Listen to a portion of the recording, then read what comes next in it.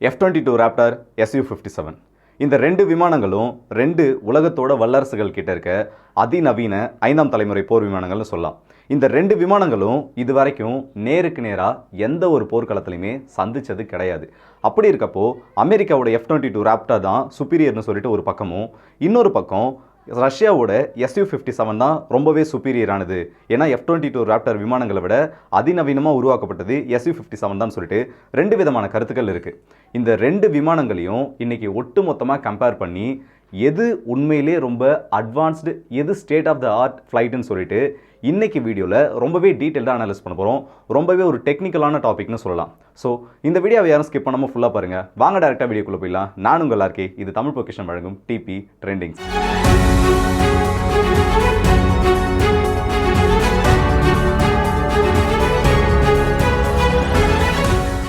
F-22 raptor வகை விமானங்கள்.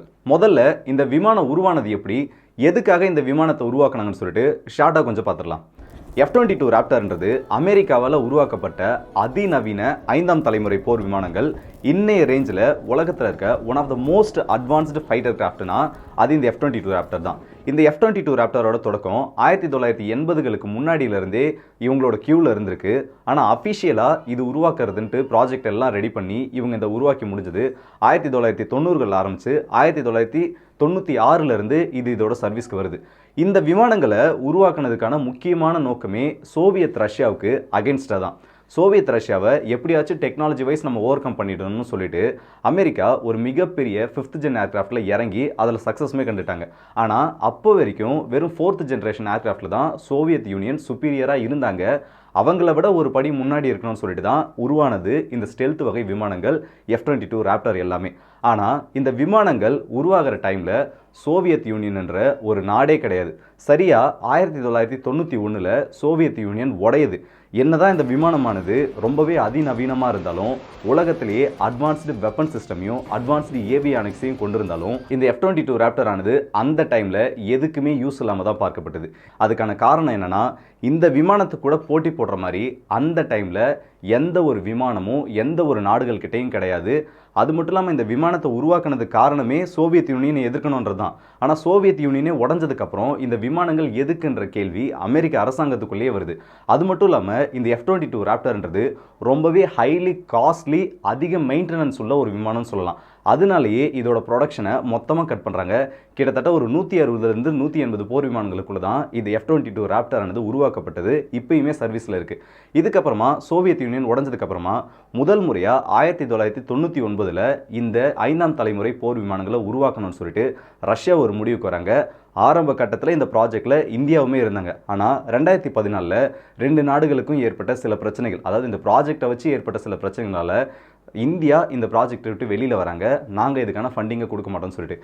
இதுக்கு இந்தியா சொன்ன முக்கியமான காரணம், இல்லை இந்த Su-57ல் நாங்கள் எதிர்பார்க்குற அளவுக்கு ஸ்டெல்த் டெக்னாலஜி இல்லை, சில பிரச்சனைகள் மாடிஃபிகேஷன்ஸில் இருந்துச்சு, அதனால நாங்கள் இந்த ப்ராஜெக்டை விட்டு வெளியில் வரோம்னு சொல்லிட்டு மொத்தமாக அந்த Su-57 ப்ராஜெக்டை விட்டு வெளியில் வந்துட்டாங்க. ஆனால் அதுக்கப்புறமும் ரஷ்யா இந்த வகை விமானங்களை உருவாக்கி 2018க்கு அப்புறமா இதோட ப்ரோட்டோடைப்பை காமிச்சு 2020லேருந்து அவங்களோட படைப்பிரிவுகளையும் கொஞ்சம் கொஞ்சமாக சேர்த்துக்கிட்டு வராங்க. சரி, இப்போ இந்த ரெண்டு விமானங்கள் எப்படி உருவாச்சுன்றதை பார்த்துட்டோம். அடுத்ததாக நிறைய கேட்டகரிஸில் இந்த விமானங்களை கொஞ்சம் கொஞ்சமாக பிரித்து எந்த விமானம் சுப்பீரியர்ன்றதை பார்ப்போம். முதல்ல ஸ்டெல்த். 5ஆம் தலைமுறை விமானங்களுக்கே ரொம்ப முக்கியமான ஒரு அம்சம்னா ஸ்டெல்த்னு சொல்லலாம். ஏன்னா ரேடாரோட கண்களில் இந்த விமானங்கள் மறைஞ்சு போகணும்னா அது இந்த ஸ்டெல்த் டெக்னாலஜியோடு இருந்தால் தான் முடியும். பேசிக்காக இந்த 5ஆம் தலைமுறை போர் விமானங்கள்லாம் ரெண்டு விதமான ரேடார் ஹைடிங் டெக்னாலஜி யூஸ் பண்ணுவாங்க. ஒன்று, இதில் நிறைய மிக்சர் ஆஃப் ஆக்சைடு மெட்டீரியல்ஸ், அதாவது ரேடார் அலைகளை அப்சர்வ் பண்ணக்கூடிய மெட்டீரியல்ஸை இந்த விமானங்களுக்கு மேலே ஒரு கோட்டிங்காக கொடுப்பாங்க. அதனால இந்த விமானங்கள் மேலே கிரவுண்டில் இருந்து வர ரேடாரோட அலைகள் பட்டாலும் அது அந்த விமானங்கள்லேருந்து பிரதிபலித்து திரும்ப அந்த ரேடார் ஸ்டேஷனுக்கு போகாது. ரொம்ப குறைந்த அளவிலான ரேடார் அலைகள் தான் போகும். இன்னொன்று, இந்த விமானங்களோட டிசைன். இந்த 5ஆம் தலைமுறை விமானங்கள் எல்லாமே ரொம்ப ஷார்ப் எட்ஜஸோடு இருக்கும். எல்லாருமே நல்லா பார்த்துருப்போம். இந்த ஷார்ப் எட்ஜஸ் வச்சதுக்கான காரணம், ஓவலாவோ இல்லை சர்க்கிளாவோ ஒரு சர்ஃபேஸ் இருக்கப்போ அதில் ரேடார் அலைகள் பட்டு ரொம்பவே அதிகமாக, அதாவது வந்த ரேடார் அலைகள் அப்படியே திரும்ப இந்த ரேடார் ஸ்டேஷனுக்கு திரும்ப போயிடும். இதை வச்சு இந்த விமானத்தோட சைஸ், அது எந்த இடத்துல பறந்துருக்குன்னு சொல்லிட்டு ஈஸியாக ரேடாரில் ரொக்கேட் பண்ணிடலாம். ஆனால் இந்த மாதிரி ஷார்ப் எட்ஜஸ் இருக்கப்போ அது எல்லா டைரக்ஷன்லையும் கீழே இருந்து வர ரேடார் அலைகளை மொத்தமாக ரிப்பல் பண்ணிடும், அதாவது பிரதிபலிச்சிடும். இப்படி பிரதிபலிக்கிறப்போ கீழே இருந்து கிளம்பின ரேடார் அலைகளை விட ரொம்பவே கம்மியான ரேடார் அலைகள் இந்த கிரவுண்ட் ஸ்டேஷனுக்கு போகிறதுனால இந்த விமானத்தை ஈஸியாக லொக்கேட் பண்ண முடியாது. அதாவது ஒரு பெரிய விமானமே பறந்தாலும் ஒரு பறவை அளவில் தான் அது ரேடாரோட ஸ்க்ரீன் சைஸில் தெரியும். இந்த ஸ்டெல்த் டெக்னாலஜியை பார்க்குறப்போ Su-57ஓட F-22 ராப்டர் கொஞ்சம் அட்வான்ஸ்னே சொல்லலாம். ஏன்னா ஒவ்வொரு விஷயமும் பார்த்து இந்த ஸ்டெல்த் டெக்னாலஜிக்காக இந்த F-22 ராப்டரில் நிறைய பண்ணியிருக்காங்க. ஏன் இதோட இன்ஜின் டிசைனை பார்த்தோன்னா கூட அது பாதி ஹைட் ஆகிட்டு கொஞ்சம் தான் வெளியில் தெரிகிற மாதிரி இருக்கும். இதோட ரேடார் கிராஸ் செக்ஷனை ரொம்பவே கம்மி பண்ணுறதுக்காக. ஏன்னா ஸ்டெல்த்துக்கு அதிகப்படியான ப்ரியாரிட்டி கொடுத்து தான் இந்த வகை விமானங்களை இந்த அமெரிக்கன்ஸ் உருவாக்கி இருக்காங்க. அந்த அளவுக்கு இந்த விமானங்களும் ரொம்பவே ஸ்டெல்த்தியானது சொல்லலாம். ஒரு ஆங்கிள், அதாவது இந்த விமானத்தோட சைடு ஆங்கிளில் பார்க்குறப்போ இந்த விமானத்தோட ரேடார் கிராஸ் செக்ஷன் வெறும் 0.001 கியூபிக் மீட்டராக தான் இருக்கும்னு சொல்கிறாங்க. இது ரொம்பவே உலகத்தில் இருக்க மற்ற எந்த விமானங்களாலையும் பண்ண முடியாத ஒரு ரேடார் கிராஸ் செக்ஷன் சொல்லலாம். அதுவே இன்னொரு பக்கம் Su-57 பார்த்தோன்னா Su-57 என்ன தான் ஸ்டெல்த் கேப்பபிலிட்டிஸோடு இருந்தாலும் இதோட ரேடார் அப்சர்வன்ட் மெட்டீரியல் அந்த அளவுக்கு கிடையாது. இதோட ரேடார் அப்சர்வன்ட் அந்த ஆக்சைடு மெட்டீரியல்ஸ் 0.8 to 0.9 மில்லிமீட்டருக்குள்ளே தான் இதோட ரேடார் கோட்டிங் இருக்கும். அது மட்டும் இல்லாமல் இந்த விமானமானது சைஸில் ரொம்ப பெருசாக இருக்குது. இதோட இன்ஜின் எக்ஸாஸ்ட் எல்லாம் சில விதமான கம்மியான ரேடார் கோட்டிங் மெட்டீரியல் கொடுத்துருக்கிறதுனால இந்த விமானங்கள் ரேடாரில் F-22 ராப்டர் கூட கம்பேர் பண்ணுறப்போ ஈஸியாக தெரிஞ்சிடும்னு சொல்கிறாங்க. உதாரணத்துக்கு சொன்னால் எப்படி F-22 ராப்டரை ஒரு ஆங்கிளில் பார்க்குறப்போ அதோட ரேடார் கிராஸ் செக்ஷன் 0.001 இருந்துச்சோ அதே மாதிரி ஒரு குறிப்பிட்ட ஆங்கிளில் இந்த Su-57 பார்க்குறப்போ இதோட ரேடார் கிராஸ் செக்ஷன் 0.1 இருந்து 0.9 இருக்கலான்றாங்க. இது 4ஆம் தலைமுறை போர் விமானங்கள் கூட கம்பேர் பண்ணுறப்போ ரொம்பவே அதிகம். ஆனால் இந்த இடத்துல கம்பேரிசன்ன்றது F-22 ராப்டருக்கும் Su-57க்கும் இருக்கப்போ F-22 ராப்டரை விட இந்த Su-57 ஸ்டெல்த்தில் கொஞ்சம் குறைஞ்சிருக்குன்னு சொல்லலாம். அடுத்ததா இதோட இன்ஜின்ஸ். பொதுவாக இந்த விமானங்களுக்கு இன்ஜின்கள்ன்றது ரொம்பவே முக்கியம். ஏன்னா இந்த இன்ஜின் ப்ரொடியூஸ் பண்ணுற எனர்ஜியை வச்சு தான் இந்த விமானங்கள் எந்த அளவுக்கு மெனுவர் பண்ண முடியும், இந்த விமானங்கள் எந்த அளவுக்கு ஸ்பீடாக போக முடியும்னு சொல்லலாம். இந்த இன்ஜின்ஸை பொறுத்த வரைக்கும் F-22 ராப்டரில் 2 Pratt & Whitney F119 என்ற இன்ஜினை யூஸ் பண்ணியிருக்காங்க. இந்த இன்ஜினோட ஒரு ஸ்பெஷாலிட்டி என்னன்னா ஒவ்வொரு இன்ஜினாலையும், அதாவது இதில் 2 இன்ஜினை யூஸ் பண்ணியிருக்காங்கன்னு சொல்கிறேன். இது 2 இன்ஜினுமே ஃப்ளாட் த்ரஸ்ட் வெக்டாரிங் ஸ்பெஷாலிட்டியை கொண்டது. இந்த 2 இன்ஜின்ஸாலையும் இண்டிவிஜுவலாக 20,000 வரைக்கும் த்ரஸ்ட்டை ப்ரொடியூஸ் பண்ண முடியும். 2 இன்ஜினையும் கம்பைன் பண்ணுறப்போ 40,000க்கும் அதிகமான த்ரஸ்ட்டை மட்டுமே இந்த இன்ஜின்ஸால் ப்ரொவைட் பண்ண முடியும். இது இந்த விமானத்தை சூப்பர்சானிக் ஸ்பீடில் ஆப்ரேட் பண்ணுறதுக்கு ரொம்பவே கேப்பபிளாக இருக்கும்னு சொல்லலாம். அதே பக்கம் Su-57 எடுத்துக்கிட்டோம்னா இதில் Saturn டைப் இடிசைல் இன்ஜின் தான் யூஸ் பண்ணியிருக்காங்க. இந்த விமானங்களோட இன்ஜின்ஸ் F-22 ராப்டர் கூட கம்பேர் பண்ணுறப்போ இது ஒவ்வொரு இன்ஜினாலையும் 15,000லேருந்து 18,000க்குள்ளே தான் இந்த த்ரஸ்ட்டை ப்ரொடியூஸ் பண்ண முடியும். ஸோ இதை வச்சு பார்க்குறப்போ F-22 ராப்டரை விட கொஞ்சம் இந்த இன்ஜின்கள் கம்மியாக இருக்க மாதிரி தெரியலாம். ஆனால் இந்த இன்ஜின் கிட்ட இருக்க பெரிய அட்வான்டேஜ் என்னன்னா இந்த இன்ஜின்ஸால் 3D த்ரஸ்ட் வெக்டாரிங் பண்ண முடியும். அது என்னடா 3D த்ரஸ்ட் வெக்டாரிங் கேட்குறீங்களா? இந்த இன்ஜின்ஸால் ஒவ்வொரு இன்ஜினாலையும் வேறு டைரக்ஷனில் ஈஸியாக திரும்ப முடியும். அப்படி திரும்புகிறப்போ இந்த விமானத்துக்கு அது ஒரு சூப்பர் மெனுவரபிள் ஃபியூச்சர் கொடுக்கும். ஒரு விமானம் அப்படியே போயிட்டு இருக்குன்னு வைங்க, அதோட இன்ஜின் ஒரு டைரக்ஷனில் மட்டும்தான் திரும்ப முடியுன்றப்போ அந்த விமானம் மெனுவர் பண்ணுறது கொஞ்சம் கஷ்டப்படும். ஆனால் அதுவே இந்த விமானத்தோட இன்ஜினை நம்ம எந்த பக்கம் வேணால் திருப்பிக்கலாம், எந்த பக்கம் வேணால் இதோட இன்ஜின்ஸை நம்ம மூவ் பண்ண முடியுன்றப்போ அதோட த்ரஸ்ட்டை அதுக்கேற்ற மாதிரி மாற்றி சூப்பர் மெனுவரபிளாக இந்த Su-57 விமானங்களை இந்த ஒரு ஃபியூச்சர் மாறுது. ஸோ இந்த ஃபியூச்சரை வச்சு பார்க்குறப்போ இந்த இடத்துல F-22 ராப்டரை விட இந்த விமானங்கள் ஒரு படி மேலே இருக்குன்னு சொல்லலாம். டாக் ஃபைட்டர்லாம் வந்துருச்சுன்னா இந்த ஒரு கெப்பாசிட்டியை வச்சே இந்த Su-57 எதிரில் இருக்கிறது எந்த ஒரு விமானம் வந்தாலும் ஈஸியாக வீழ்த்திடும்.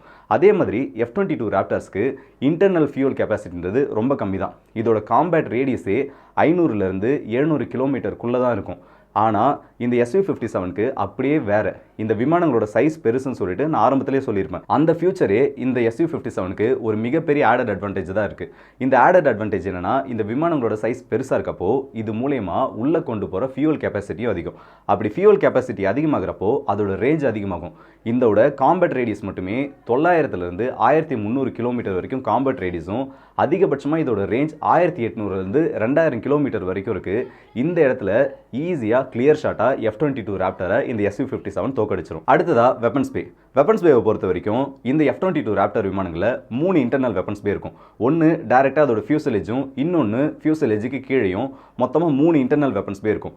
இதை வச்சு இவங்களால AIM-120 ஆம்ராம் மிசைல்ஸை 6 மிசைல்ஸையும், சைட் மைண்டர் மிசைல்ஸை 1 மிசைலையும் கொண்டு போக முடியும். இதில் பெரும்பாலும் இந்த F-22 ராப்டர்களில் அதிகமாக ஏர் டு ஏர் மிசைலை தான் கொண்டு போவாங்க. ஏன்னா இந்த F-22 ராப்டர்ன்றது உருவாக்கப்பட்டதே ஏர் சுப்பீரியாரிட்டிக்காக தான். ஆனால் அதுவே இந்த பக்கம் Su-57 பார்த்தோன்னா இந்த Su-57 2 இன்டர்னல் வெப்பன்ஸ் பேவும், சைடில் எக்ஸ்ட்ரா 2 விங்ஸு கீழே 2 இன்டர்னல் வெப்பன்ஸ் பேவும் இருக்குது. இது மூலயமா இந்த விமானங்களால் கைடட் பாம்ஸையும் கொண்டு போக முடியும். உதாரணத்துக்கு KAB 500, KAB 250, KH-38M air to ground missile, KH-35U anti-ship missile, KH-58 anti radiation missile, இந்த மாதிரி பலவிதமான கலவையான வெப்பன்ஸை இந்த Su-57ஆல் கொண்டு போக முடியும். அது மட்டும் இல்லாமல் இந்த Su-57ல் R-77, R-37Mன்ற 2 type of air to air மிசைல்ஸை யூஸ் பண்ணுவாங்க. எப்படி அமெரிக்காவோட விமானங்களுக்கு ஆம்ராம் மிசைல்ன்றது ஒரு மிகப்பெரிய பிரம்மாஸ்திரமோ, அதே மாதிரி ரஷ்யாவோட விமானங்களுக்கு இந்த R-77 R-37 சொல்லலாம். ஏன்னா இந்த ஏவுகணைகளுக்கு போட்டியாக உருவாக்கப்பட்டது தான் இந்த ஏவுகணைகள். ரெண்டுமே கிட்டத்தட்ட ஒரே அளவுக்கு ரேஞ்ச் இருக்க ஏவுகணைகள் தான். 200 கிலோமீட்டர் வரைக்கும் பியாண்ட் விஷுவல் ரேஞ்சில் கூட இந்த ஏவுகணைகளால் போயிட்டு தாக்குதல் நடத்த முடியும். இந்த ஆம்ராம் மிசைலோட அதிகபட்ச வேகம் மேக் 4ல் போக முடியும். இந்த சைட் வைண்டர் மிசைலோட வேகம் அதிகபட்சமாக மேக் 2 வரைக்கும் இருக்கும். ஆனால் இந்த பக்கம் பார்த்தோன்னா இந்த R-77 பியாண்ட் விஷுவல் ரேஞ்ச் மிசைல்ஸால் மேக் 4+ போக முடியும். அதுவே R-37M வகை மிசைலால் மேக் 5 வரைக்கும் போக முடியும். ஸோ F-22 ராப்டரை இந்த Su-57 ஃபைன் பண்ணிச்சுன்னா கண்டிப்பாக அந்த விமானங்களை இதை வச்சு கேப்சர் பண்ண முடியும். ஏன்னா F-22 ராப்டர் விமானங்கள் எல்லாமே மேக் 1.5க்குள்ளே பயணிக்கக்கூடிய விமானங்கள் தான். அது மட்டும் இல்லாமல் இந்த இடத்துல Su-57க்கு இன்னொரு அப்பர் ஹேண்டை கொடுக்குறது என்னன்னா கின்சால் ஹைப்பர்சோனிக் மிசைல். இந்த Su-57ஓட இன்டர்னல் வெப்பன்ஸ் பேக்குள்ளே பொறுத்துற மாதிரி இப்போ கின்சால் மிசைலை கொஞ்சம் கொஞ்சமாக மாடரேட் பண்ணிக்கிட்டு வராங்க. F-22 ராப்டரில் எந்த ஒரு ஹைப்பர்சோனிக் மிசைலையும் கொண்டு போக முடியாது. ஏன்னா இப்போ வரைக்கும் அமெரிக்கா கிட்ட ஹைப்பர்சோனிக் மிசைல்ன்றது கிடையாது. இந்த ஹைப்பர்சோனிக் மிசைலை வச்சே இந்த Su-57 இந்த இடத்துல கிளியராக ஒரு லீட் எடுக்குது. அது மட்டும் இல்லாமல் Su-57ஆல் நியூக்ளியர் கேப்பபிள் மிசைலையும் கொண்டு போக முடியும், நியூக்ளியர் அட்டாக்கும் பண்ண முடியும். அந்த பக்கம் பார்த்தோன்னா F-22 ராப்டரால் இது எதையுமே பண்ண முடியாது. ஸோ இந்த வெப்பன்ஸ் கேட்டகரியை பொறுத்த வரைக்கும் Su-57 F-22 ராப்டரை விட சிறந்தது. இந்த F-22 ராப்டரில் இந்த வெப்பன்ஸ் மட்டும் இல்லாமல் M6-1A2 வால்கன் 20mm கன்னை யூஸ் பண்ணியிருப்பாங்க. இந்த கன்னோட ஒரு ஸ்பெஷாலிட்டி என்னன்னா, இந்த பைலட் ஒரு ஹெட் டிஸ்பிளே யூஸ் பண்ணுவார்ல, அந்த ஹெட் டிஸ்பிளேவை இவர் எந்த இடத்துக்கு திருப்புறாரோ அதுக்கேற்ற மாதிரி இந்த கன்னால் ஃபயர் பண்ண முடியும். இது இந்த விமானங்களுக்கு ஒரு அட்வான்டேஜ் கொடுத்தாலும் Su-57ஆல் இதையுமே ஓவர் கம் பண்ண முடியும். ஏன்னா ஆல்ரெடி நம்ம பார்த்துருக்கோம் Su-57 ஒரு சூப்பர் மனூவரபிள் ஏர்கிராஃப்ட்னு சொல்லிட்டு. ஸோ ஒரு டாக் ஃபைட் ஏற்பட்டாலும் இதிலிருந்து வர புல்லட்ஸை Su-57ஆல் பெரும்பாலும் ஓவர் கம் பண்ணிட முடியும். இந்த கன்னுக்கு பதிலடி கொடுக்குற விதமாகவும் Su-57 கிட்ட 9A140 7.1K 30mm கன் இருக்கு. அமெரிக்கா கிட்ட இருக்க F-22 ராப்டரில் 20mm கன் இருக்குன்னு பார்த்தோம். ஆனால் அதை விட அதிகப்படியான பாதிப்புகளை இந்த 30mm கன்னால் ஏற்படுத்த முடியும். ஏன்னா அது 10 புல்லட் பட வேண்டிய இடத்துல இந்த புல்லட் 4-5 பட்டாலே அந்த விமானத்தை பெரிய அளவுக்கு சேதாரத்துக்கு இது கொண்டு போக முடியும். அடுத்ததா இது வரைக்கும் நம்ம பார்த்தது எல்லாமே ஸ்டெல்த், அதில் யூஸ் பண்ணியிருக்க வெப்பன்ஸை பற்றி தான். இந்த விமானங்களை உண்மையிலேயே சுப்பீரியர் ஆக்குறது அதில் இருக்க ஏவியானிக்ஸும் அதில் இருக்க எலக்ட்ரானிக் வார்ஃபேர் சிஸ்டம் தான். இதை பற்றி இப்போ இந்த 2 விமானங்களையும் கம்பேர் பண்ணிடலாம். முதல்ல இந்த F-22 ராப்டர் விமானங்களில் APG-77 எலக்ட்ரானிக்கலி ஸ்கேண்ட் அரே ரேடாரை யூஸ் பண்ணியிருக்காங்க. அது மட்டும் இல்லாமல் இதில் AAR-94 எலக்ட்ரானிக் வார்ஃபேர் சிஸ்டமும் AN/AR-56 infrared and UV missile லான்ச்சரும் யூஸ் பண்ணியிருக்காங்க. எல்லாத்துக்கு மேலே 30 ஆண்டனாஸை பிளெண்ட் பண்ணி இதோட ஃபியூசலேஜ்க்கு மேலே யூஸ் பண்ணியிருக்காங்க. அது மட்டும் இல்லாமல் இந்த F-22 ராப்டரோட இன்னொரு மிகப்பெரிய அட்வான்டேஜ் என்னன்னா, இதில் இருக்க 2 ஹியூஜ் காமன் இன்டகிரேட்டட் ப்ராசஸரால் ஒரு செகண்டுக்கு 10.5 பில்லியன் இன்ஃபர்மேஷன்ஸை ப்ராசஸ் பண்ண முடியும். இது இந்த அளவுக்கு அதிகமாக ப்ராசஸ் பண்ணுறதுனால அது பைலட்டுக்கு ஒரு மிகப்பெரிய அட்வான்டேஜ் கொடுக்கும். கிட்டத்தட்ட பாதி வேலையை இந்த விமானத்தில் இருக்க ஸ்மார்ட் கம்ப்யூட்டரே பார்த்துக்குன்னு சொல்லலாம், அதில் இருக்க எலக்ட்ரானிக் வார்ஃபேர் சூட்டே பார்த்துக்குன்னு சொல்லலாம். பைலட் அந்த விமானத்தை ஹேண்டில் பண்ணி அவரோட டாக்டிக்ஸை ஒழுங்காக பயன்படுத்தினா போதும், இந்த விமானமானது மிகப்பெரிய அட்வான்டேஜை கொடுக்கும். இன்னொரு பக்கம் அப்படி Su-57 பார்த்தோம்னா, ரஷ்யாவில் இருக்க விமானங்களே முதல் முறையாக இன்ஃபர்மேஷன் மேனேஜ்மெண்ட் சிஸ்டமை GRPS டெவலப் பண்ணி முதல் முறையாக இந்த Su-57ல பயன்படுத்தியிருக்காங்க. அது மட்டும் இல்லாமல் இந்த விமானங்களில் N036 AESA radar and L402 Himalayas electronic warfare சூட்டையும் யூஸ் பண்ணியிருக்காங்க. 101 KSV infrared search and track சிஸ்டமும் யூஸ் பண்ணியிருக்காங்க. இதில் இந்த ரேடாரோட ஸ்பெஷாலிட்டி என்னன்னா, எப்பவுமே நம்ம விமானங்களோட, அதாவது ரஷ்ய விமானங்களாக இருக்கட்டும் இல்லை எந்த விமானங்களாக இருக்கட்டும், அந்த விமானங்களோட நோஸ் பகுதியில் மட்டும்தான் ரேடாரை பயன்படுத்துவாங்க. அந்த விமானம் குறி வைக்கணும்னா அதோட நோஸ் பகுதி அந்த எதிரியோட ஏர்கிராஃப்டை நோக்கி இருக்கணும்னு. ஆனால் இந்த Su-57ஓட இன்னொரு கேப்பபிலிட்டி என்னன்னா, இந்த ரேடார் ஆண்டனாஸை கொண்டு போயிட்டு இதோட ஃபியூசலேஜ்க்கு மேலேயும் பிளெண்ட் பண்ணி வச்சிருக்காங்க. ரேடார் அப்சர்வன் மெட்டீரியலை ஒரு கோட்டிங்காக கொடுத்து இந்த மாதிரி வச்சிருக்கிறதுனால என்ன ஆகுனா, இந்த மிசைல்ஸை ஃபயர் பண்ணோம் இல்லை எதிரியோட விமானங்களை இதை லொக்கேட் பண்ணிட்டு அவங்களை அழிக்கணும்னா இதோட நோஸ் டைரக்ஷன் அவங்கள நோக்கி இருக்கணும்னு எந்த ஒரு அவசியமும் இல்லை. இந்த விமானம் எந்த டைரக்ஷனில் பறந்துருந்தாலும் இந்த ஃபியூசலேஜில் இருக்க இந்த ஆண்டனாஸை வச்சு அந்த விமானங்களை லொக்கேட் பண்ணி மிசைல்ஸை ஃபயர் பண்ண முடியும். அது மட்டும் இல்லை, இதில் யூஸ் பண்ணியிருக்க இந்த ஃப்ரெண்ட் ஆர் ஃபோ ஐடென்டிஃபிகேஷன் சிஸ்டம்ன்றது பக்கத்தில் இருக்க விமானங்கள் நம்மளோட எதிரியோட விமானங்களா இல்லை நம்மளோட நாட்டு விமானங்களான்றதை இந்த Su-57ஆல் ரொம்பவே ஈஸியாக கண்டுபிடிக்க முடியும். எல்லாத்துக்கும் மேலே இந்த இடத்துல F-22 ராப்டரை விட இந்த Su-57 விமானங்களை ரொம்பவே தனித்துவமாக காட்டுறது இந்த 101 KSV infrared search and track சிஸ்டம்னு சொல்லலாம். இந்த வகை டெக்னாலஜி இல்லை இந்த வகை ஒரு சென்சார்ன்றது F-22 ராப்டர்லேயே கிடையாது. பொதுவாக இந்த விமானங்கள் எல்லாமே ரேடாரை வச்சு தான் எதிரி நாட்டு விமானங்களை ஃபைன் பண்ணி அழிக்குன்ற நம்ம தான் பார்த்துருந்தோம். ஆனால் F-22 ராப்டர்ன்றது ஒரு ஸ்டெல்த் விமானன்றது நமக்கு தெரியும். நமக்கு தெரிகிறப்போ ரஷ்யன்ஸ்க்கு அது தெரியாதா? ஸோ ஸ்டெல்த்தை மட்டுமே, அதாவது இந்த விமானத்தோட ரேடாரை மட்டுமே வச்சு இந்த F-22 ராப்டரை நம்மளால் ஈஸியாக ஃபைன் பண்ண முடியாதுன்றது அவங்களுமே தெரிஞ்சுக்கிறாங்க. அப்படி இருக்கப்போ தான் வேற எதை வச்சு இந்த விமானங்களை லொக்கேட் பண்ணலான்றப்போ அதுக்கு இந்த இன்ஃப்ராரெட் சிக்னேச்சர்ஸை கேப்சர் பண்ணக்கூடிய ஒரு சென்சாரை இதோட சைட் விங்ஸ்லையும் இந்த விமானங்களோட முதுகு பகுதியிலையும் வச்சலான்னு ஒரு ஐடியா வராங்க. இப்படி இந்த சிஸ்டமை வச்சது மூலயமா எதிரியோட விமானம் F-22 ராப்டர் இதோட ரேடாரில் சிக்கலனாலும் பரவாயில்ல, அதோட இன்ஃப்ராரெட் சிக்னேச்சரை வச்சு ஈஸியாக இதனால் கேப்சர் பண்ண முடியும். என்னடா F-22 ராப்டரில் அட்வான்ஸ்டு கூலிங் சிஸ்டம்லாம் யூஸ் பண்ணியிருக்காங்களே, F-22 ராப்டரோட இன்ஜினோட இன்ஃப்ராரெட் சிக்னேச்சர்ன்றது ரொம்பவே கம்மியாக இருக்குமே, அப்புறம் எப்படி அதை இந்த சென்சார்ஸால் கேப்சர் பண்ண முடியும்னு கேட்டிங்கன்னா, இது இன்ஜினோட எக்ஸாஸ்டில் இருந்து வர அந்த இன்ஃப்ராரெட் சிக்னேச்சர் மட்டும் கேப்சர் பண்ணாது. இந்த விமானன்றது ஒரு குறிப்பிட்ட ஆல்டிடியூடில் ஒரு குறிப்பிட்ட வேகத்தில் பறக்கிறப்போ அதோட பாடி ஃபுல்லாகவே ஹீட் ஆகும். ஏர் மாலிகூல்ஸ் ஒன்னோட ஒன்று மோதி ஒரு ஃப்ரிக்ஷனை ஏற்படுத்துகிறப்போ இந்த விமானம் மொத்தமுமே சூடாகும். அப்படி இருக்கப்போ அந்த விமானத்தோட ஒட்டுமொத்த இன்ஃப்ராரெட் சிக்னேச்சரையும் இந்த சென்சார்ஸால் கேப்சர் பண்ண முடியும். இந்த அளவுக்கே இந்த சென்சார்ஸால் கேப்சர் பண்ண முடியுதுன்னா அப்போ அந்த எக்ஸாஸ்டில் இருக்க ஹீட்டை இதனால் எந்த அளவுக்கு கேப்சர் பண்ண முடியும்னு பார்த்துக்கோங்க. ஸோ இந்த டெக்னாலஜிக்கலி வைஸ் பார்த்தோன்னா F-22 ராப்டர் அட்வான்ஸ்டாக இருந்தாலும் இந்த ஒரு ஃபியூச்சரை வச்சு Su-57ன்றது இந்த இடத்துல ஒரு அப்பர் ஹேண்ட் எடுக்குதுன்னு சொல்லலாம். இன்னொரு விஷயம் என்னன்னா, F-22 ராப்டர்ன்றது நெட்வொர்க் சென்ட்ரிக் வார்ஃபேரில் ஈடுபடக்கூடியது. அந்த விமானம் தான் உள்ளே போயிட்டு அழிக்கணும் இல்லை, அது வேற இடத்துல, அதாவது இந்த ஸ்டெல்த் டெக்னாலஜி மூலமா அது மறைஞ்சிருக்கப்போ மற்ற விமானங்களை பார்த்துட்டு இது இதோட நட்பு நாடுகளோட விமானங்களுக்கு, அது ஒரு ரஃபேல் விமானமாக இருக்கலாம், இல்லை யூரோஃபைட்டர் டைஃபூனாக இருக்கலாம், அந்த மாதிரி எந்த ஒரு விமானங்களுக்கோ இல்லை ஏதாச்சும் ஒரு கப்பலுக்கோ இதோட லொக்கேஷன்ஸ் அனுப்பிச்சு அந்த கப்பல்களையும் அந்த விமானங்களையும் அந்த இலக்குக்கு எதிரான ஏவுகணைகளை செலுத்த வைக்க முடியும். இந்த டெக்னாலஜின்றது ரஷ்யன்ஸ் கிட்ட அந்த அளவுக்கு கிடையாது. ஏன்னா அமெரிக்காவோட நட்பு நாடுகளோட எண்ணிக்கை ரொம்ப அதிகம், அவங்களோட சர்க்குலேஷன்ஸுமே ரொம்ப அதிகம். ஆனால் ரஷ்யா இந்த இடத்துல தனியாக நின்றுட்டுருக்காங்க. இதுக்கு பதிலாக ரஷ்யன்ஸ் என்ன ஒரு டாக்டிக்ஸை யூஸ் பண்ணுறாங்கன்னா, இவங்க இந்த விமானங்களை பெரும்பாலும் கிரவுண்ட் பேஸ்டு அட்டாக்கும் ஏர் சுப்பீரியாரிட்டி மிஷன்ஸும் கொண்டு போகிறப்போ இதுக்கு சப்போர்ட் கொடுக்குற விதமாக ஏர் டிஃபென்ஸையும் கொண்டு போகிற மாதிரி அவங்களோட டாக்டரிங்கில் வச்சுருக்காங்க. F-22 ராப்டர்ன்றது எதிரியோட நிலைகளை பெனட்ரேட் பண்ணிட்டு உள்ளே போய் அட்டாக் பண்ணுறதுக்குன்னு அவங்க ரெடி பண்ணி வச்சிருக்காங்க. ஆனால் இந்த ரஷ்யன்ஸ் Su-57 தனியாக அனுப்பாமல் இதுக்கு சப்போர்ட் கொடுக்குற விதமாக அவங்க கிட்ட இருக்க ஆர்ட்லரி யூனிட்ஸையும் அவங்க கிட்ட இருக்க ஏர் டிஃபென்ஸ் சிஸ்டமையும் இன்டெகிரேட் பண்ணி யூஸ் பண்ண போகிறது அவங்களோட டாக்டரினை உருவாக்கியிருக்காங்க. ஸோ பேசிக்காக ஒரு Su-57 உள்ளே போகுதுன்னா அந்த இடத்துல Su-57 மட்டும் போகாது, அதை அக்கம்பெனி பண்ணி நிறைய Su-30s போகும், கிரவுண்டில் நிறைய ரேடார் யூனிட்ஸ் இருக்கும், நிறைய ஏர் டிஃபென்ஸ் சிஸ்டம்ஸ் இருக்கும். இந்த மாதிரி தான் அவங்களோட டாக்டரினை வச்சுருக்காங்க. இந்த ஏர் டிஃபென்ஸ் சிஸ்டம்ஸால் ஈஸியாக அந்த 5th ஜென்ரேஷன் ஃபைட்டர் கிராஃப்டை எங்கேஜ் பண்ண முடியலனாலும் இந்த Su-57லேருந்து வர இன்ஃபர்மேஷன்ஸை வச்சு இந்த ஸ்டெல்த் விமானங்களுக்கு எதிராக இவங்களோட ஏவுகணையை ஏவலான்னு சொல்லிட்டு ரஷ்யன்ஸ் ஒரு திட்டத்தில் இருக்காங்க. ஸோ இந்த வீடியோ நீங்கள் எல்லாருமே இவ்வளோ நேரம் பார்த்துருப்பீங்க. ஒரு விதத்தில் F-22 ராப்டர் அப்பர் ஹேண்ட் எடுத்தாலும் ஒரு சில விதங்களில் இந்த F-22 ராப்டரையே மிஞ்சிற அளவுக்கு Su-57ன்றது அந்த அளவுக்கு அட்வான்ஸ்டாக இருக்குது. இப்போது முடிவை நான் உங்ககிட்டே கொடுக்குறேன். இதில் எந்த விமானம் கிளியர் வினர்னு சொல்லிட்டு நீங்கள் நினைக்கிறீங்கன்றதை கமெண்ட் செக்ஷனில் சொல்லுங்கள். அதுக்கான காரணத்தையும் கமெண்ட் செக்ஷனில் சொல்லுங்கள். அடுத்த வீடியோவில் சந்திப்போம். அதுவரை உங்களிடமிருந்து விடைபெறுவது உங்கள் ஆர்கே.